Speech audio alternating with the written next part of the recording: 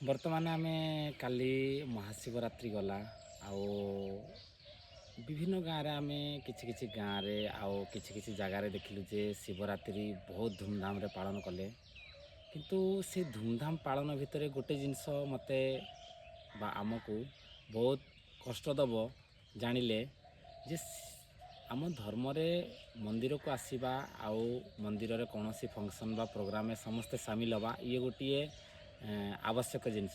କିନ୍ତୁ କିଛି ହରିଜନ କାଷ୍ଟକୁ ଆମେ ଦେଖିଲୁ ଯେ ଗାଁରେ ଆମେ ଗୋଟେ ଗାଁରେ ଅଛୁ ତ ଗାଁରେ କିଛି ହରିଜନ ଲୋକ ଅଲଗା ଶିବରାତ୍ରି ପାଳନ କରୁଛନ୍ତି ଆଉ କିଛି ଗୋଟେ କାଷ୍ଟ ମାନେ କିଛି ଅଲଗା ସମୁଦାୟର ଲୋକ ମନ୍ଦିରରେ କରୁଛନ୍ତି।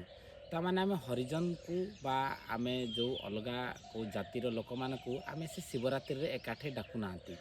ତ ଇଏ ଗୋଟିଏ ଆମ ଦେଶ ପାଇଁ ବା ଆମର ଆଜିକା ଜେନେରେସନରେ ଇଏ ଗୋଟେ ବହୁତ ଦୁଃଖଦ ଘଟଣା ଯାହା ଦେଖିବାକୁ ମିଳିଲା ମୋତେ ଗାଁରେ ଯେ ଗୋଟିଏ ମନ୍ଦିର ଆମେ ହିନ୍ଦୁ ଧର୍ମରେ ସମସ୍ତଙ୍କ ମନ୍ଦିରକୁ ଆସିବାର ଅଧିକାର ଅଛି। କିନ୍ତୁ ବର୍ତ୍ତମାନ ପରିସ୍ଥିତିରେ ଯଦି ଆମେ ଶିବରାତ୍ରି ପାଳନ କରୁଛନ୍ତି ତାହେଲେ ସମସ୍ତେ ଧର୍ମ ଗୋଟିଏ ଜାଗାରେ ଶିବରାତ୍ରି ପାଳନ କରୁନାହାନ୍ତି। ଇଏ ଗୋଟିଏ ବହୁତ ଦୁଃଖଦ ଘଟଣା ଯାହା ଆମେ ଗାଁରେ ଦେଖିଲି। ଆଉ ମୁଁ ଅବଜର୍ଭ କଲି ଯେ ଗୋଟିଏ ଗାଁ ଗୋଟିଏ ମନ୍ଦିର କିନ୍ତୁ ଅଲଗା ଅଲଗା ଶିବରାତ୍ରି।